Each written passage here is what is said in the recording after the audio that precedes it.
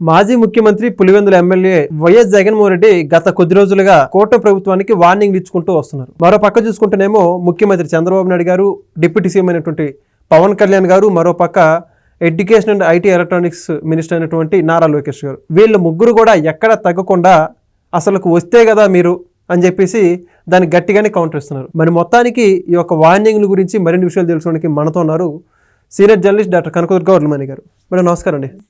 Madam, ఒక పక్క జగన్మోహన్ రెడ్డి ఏమో నేను అధికారంలోకి వస్తే కాంట్రాక్ట్ని వాళ్ళని జైల్లో వేస్తా అంటున్నారు. వీళ్ళేమో ముందు ఇంకా నారా లోకేష్ గారు రెడ్ బుక్లో 3 పేజీలు అయిపోయి అంటున్నారు. మొన్న చూసుకుంటేనే పవన్ కళ్యాణ్ గారు ఒక్కొక్కరంతా తేలుస్తూ ఉంటున్నారు. చంద్రబాబు నాయుడు గారు కూడా ఎవరిని వదిలిపెట్టమంటున్నారు. ఏంటి ఈ త్రిముఖ పోరు?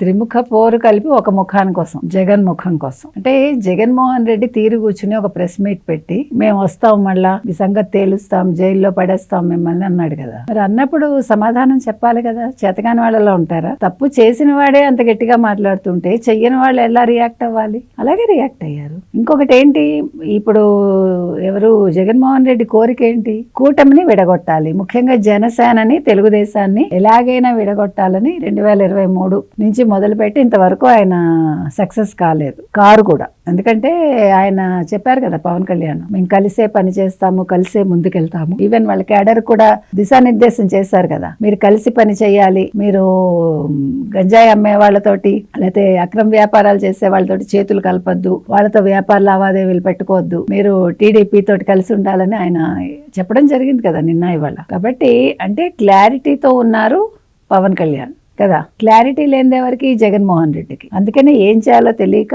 పీపీపీ మోడల్లో మెడికల్ కాలేజెస్ వస్తుంటే దాన్ని అడ్డుకోవాలని ఏదో ప్రయత్నం చేస్తూ, అంటే ఏదో ఒక విధంగా ప్రజల మధ్యకి వెళ్ళడానికి ఒక అవకాశాన్ని, ఒక అంశాన్ని ఎంచుకుంటున్నాడు ఆయన, ఒక వంక. సో ఆ సందర్భంగా ఆయన మాట్లాడిన మాటలకి కౌంటర్గా ముగ్గురు మాట్లాడటం జరిగింది. చంద్రబాబు నాయుడు గారు వదిలిపెట్టే ప్రసక్తే లేదు, ఎంతటి వాడైనా సరే ఎవడైనా సరే తప్పు చేస్తే అన్నారు. పవన్ కళ్యాణ్ ఏ కీలుకు ఆ కీలు విరిచేస్తాను, ఏ కాలుకు ఆ కాలు మడిచి మిమ్మల్ని జైలుకు పంపిస్తామని చెప్పారు. అసలు క్షమించేది లేదు, సహించేది లేదు అన్నాడు ఆయన. అంటే మీరెవరైనా సరే వదిలిపెట్టేది లేదు అనేది ఆయన చెప్పింది. ఎందుకని, ముఖ్యంగా ఈ రకంగా వార్నింగ్లు ఇస్తుంటే ఇంకా ఆయనకి కోపం వచ్చింది. ఇక మీరు అన్నట్టుగా లోకేష్, ఎందుకంటే ఈయన అన్నాడు కదా, రెడ్ బుక్ రాజ్యాంగం అంటున్నారు, రెడ్ బుక్ స్థానంలో మా డిజిటల్ బుక్ వస్తుంది, మీ సంగతి తేలుస్తుంది అన్నారు కదా.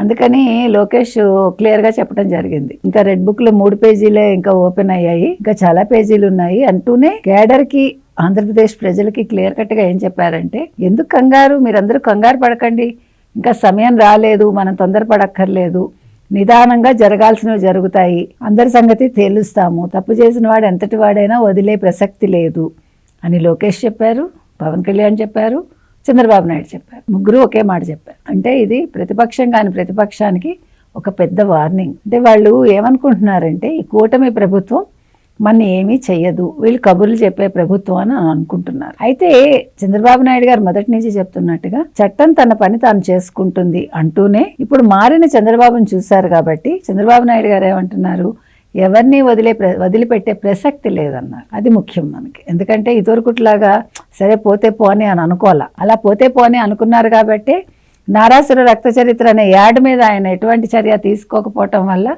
ఆంధ్రప్రదేశ్ ప్రజలు తగిన మూల్యం చెల్లించుకోవాల్సి వచ్చింది. 5 ఏళ్ళు రాష్ట్రం ఒక పనికి మాలిన వాడి చేతిలోకి వెళ్ళి 15 ఏళ్ళు వెనక్కి వెళ్ళిపోయింది, లేకపోతే 20 ఏళ్ళు వెనక్కి వెళ్ళిపోయింది. సో మళ్ళీ ఆ తప్పిదం జరగకూడదు అనే ఒక ఉద్దేశంతో 29లో ఈయన వస్తానంటున్నాడు కాబట్టి వచ్చేది ఎలాగా లేదు, కానీ ఆయన భ్రమల్లో ఉన్నాడు కాబట్టి ఆ భ్రమల్ని తొలగించాల్సిన బాధ్యత కూటమి ప్రభుత్వం మీద ఉంది కాబట్టి ఇవాళ చంద్రబాబు నాయుడు గారు ఆ మాట చెప్పడం జరిగింది. అయితే ఇప్పుడు మరి చూసుకుంటే మేడం, ఓ పక్క జగన్మోహన్ రెడ్డి ఏమో ఆ విధంగా వ్యాఖ్యలు చేస్తున్న నేపథ్యంలో వాళ్ళ కార్యకర్తలు వాళ్ళు కూడా అదే పందాన్ని ఫాలో అవుతున్నారు. ఇక్కడ కూటమి కార్యకర్తలు మాత్రం ప్రభుత్వాన్ని దృష్టిలో ఉంచుకుని చాలా అణిగిమణి ఉన్నట్టు అర్థమవుతుంది. ఏమంటారు కార్యకర్తలు కింద కేడర్ గురించి? అంటే ఈ రప్పరప్ప అనే పదం వాడుతున్నారు. రప్పరప్ప అంటే ఊరుకోనని చెప్పాడు నిన్న కూడా ఎవరు, పవన్ కళ్యాణ్. అంటే వీళ్ళు రప్పరప్ప అనే పదం వాడుతూ ఆయన బర్త్డే సందర్భంగా గొర్రె తలకాయలు కోసి ఆ రక్తంతో అభిషేకం చేయటం అనేది చాలా దారుణం. తర్వాత నిన్నను ఎవరి నియోజకవర్గంలో సైలెన్సర్లు తీసేసి వాళ్ళు చాలా హంగామా చేశారు. సో ఇది చాలా చోట్ల జరిగింది అట్లాగా. అంటే వీళ్ళు ఒక అడ్డు అదుపు లేకుండా మేము ఏం చేసినా చెల్లుతుంది, మమ్మల్ని పట్టించుకునేవాడు లేడు, మమ్మల్ని ఎవడు పట్టించుకోగలడు, లేకపోతే మమ్మల్ని ఎవడు ఏం చేస్తాడు, మాకు ఎవడు శిక్ష వేస్తాడు అనే ఒక ఉద్దేశంతో ఉన్నారు. సో ఇవాళ చాలా మందిని పట్టుకుని మన నెల్లూరులో కూడా వీరంగం వేసిన వాళ్ళందరినీ వాళ్ళు పట్టుకోవటం జరిగింది.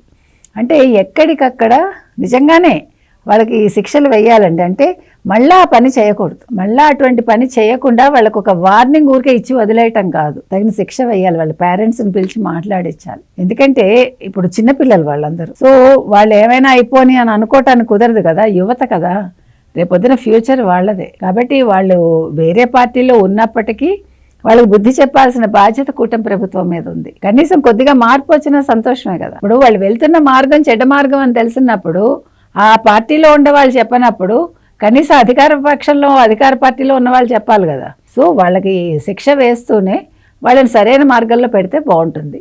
అది మొత్తం మీద ఏంటంటే ఇప్పుడు ముగ్గురు స్పందించారండి. ఇంకా మీద చంద్రబాబు నాయుడు గారు స్పందించక్కర్లే నా ఉద్దేశం. మంత్రివర్గాల్లో ఉండే మంత్రులు కావచ్చు, ఎమ్మెల్యేలు కావచ్చు, నియోజకవర్గాల వారీగా స్పందిస్తే బాగుంటుందని నా ఉద్దేశం. Thank you madam. Please subscribe to Leo News for more videos.